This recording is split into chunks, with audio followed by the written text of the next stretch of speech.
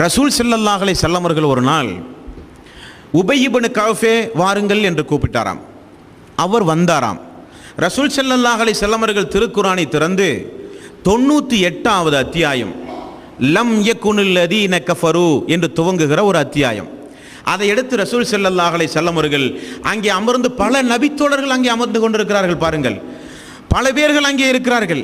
உபய் இப்னு cafe எனக்கு அருகிலே வாருங்கள் என்று அழைத்து 98வது அத்தியாயம் லம் யகுனில் லதீன கஃபரு என்று தொடங்குகிற ஒரு அத்தியாயம், அதை எடுத்து ரசூல் ஸல்லல்லாஹு அலைஹி வஸல்லம் அவர்கள் ஓதுகிறார். உபய் இப்னு கஃபே நன்றாக கேளுங்கள் என்று சொல்லி ஓதுகிறார். நீங்கள் கூர்ந்து கவனிக்க வேண்டும் அன்பார்ந்த சகோதரர்களே. அப்படி ஒரு நிலை நமக்கு ஏற்பட்டால் நம்மை இந்த உலகத்தில் பிடித்தால் கிடைக்குமா அன்பார்ந்த சகோதரர்களே? பாருங்களேன் அந்த அற்புதமான ஒரு சம்பவத்தை.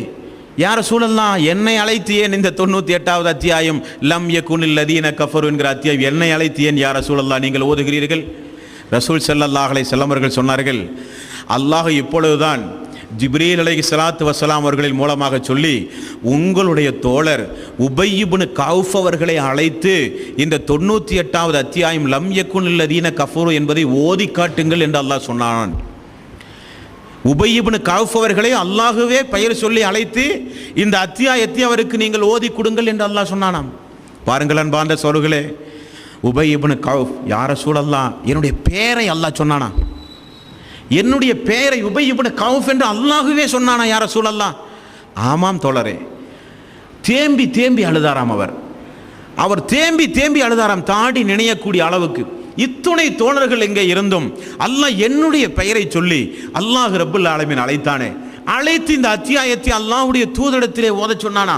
அல்லாஹ் நம்மை அவனுடைய உள்ளத்திலே எந்த அளவுக்கு அல்லாஹ் ரப்புல் ஆலமீன் நம்மை நினைத்திருக்கிறான் என்று சொல்லி அந்த உபய் இப்னு கஃப் தாடி நினையக்கூடிய அளவுக்கு அழுதாராம். அதனால் தானே ரசூல் ஸல்லல்லாஹு அலைஹி வஸல்லம் அவர்கள் சொன்னார்கள், என்னுடைய தோழர்கள் கையளவு தர்மம் கொடுத்தாலும் நீங்கள் உகது மலை அளவு தங்கத்தை கொடுத்தாலும் ஈடு இணையாகாது. என்ன காரணம்?